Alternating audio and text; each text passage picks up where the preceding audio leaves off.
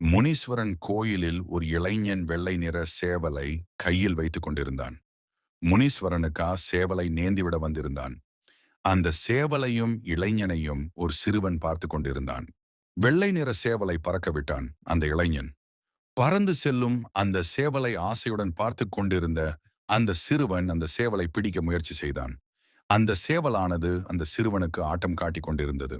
முனீஸ்வரன் முன் நின்று கொண்டிருந்த அந்த சேவலை மீண்டும் துரத்த ஆரம்பித்தான் அந்த சிறுவன். மீண்டும் அந்த சிறுவனுக்கு ஆட்டம் காட்டியது அந்த சேவல். மீண்டும் துரத்த ஆரம்பிக்கும் போது பெரியவர் மீது மோதி நின்றான்.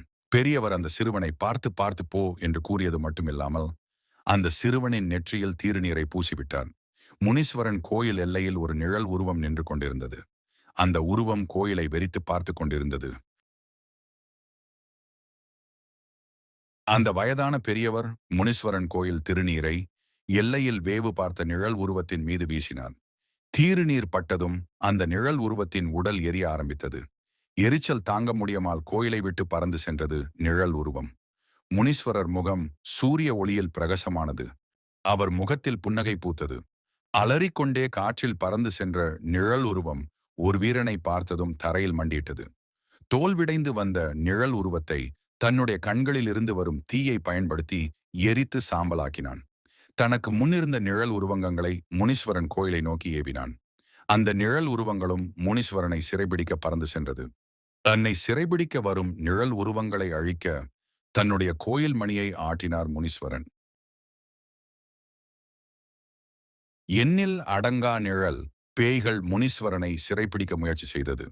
முனீஸ்வரன் கோயிலில் காலடி எடுத்து வைத்ததும் முனீஸ்வரன் கண்களை திறந்தார். அவருடைய கண்களில் இருந்து வந்த தீப்பொறியானது நிழல் பேய்களை எரித்து சாம்பலாக்கியது. சாம்பலில் இருந்து மிகப்பெரிய நிழல் பேய் உருவானது. முனீஸ்வரனை முறைத்து பார்த்தது. முனீஸ்வரனின் சூலத்தில் இருந்து மின்னல் கீற்று அந்த நிழல் பேய் மீது விழுந்தது. மின்னலின் சக்தியை தாங்க முடியாமல் பெரிய நிழல் பேய் சாம்பாலானது.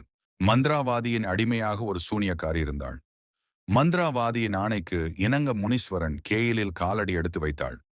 முனீஸ்வரன் கோயில் முழுவதும் தெய்வீக ஒளி வீசியது.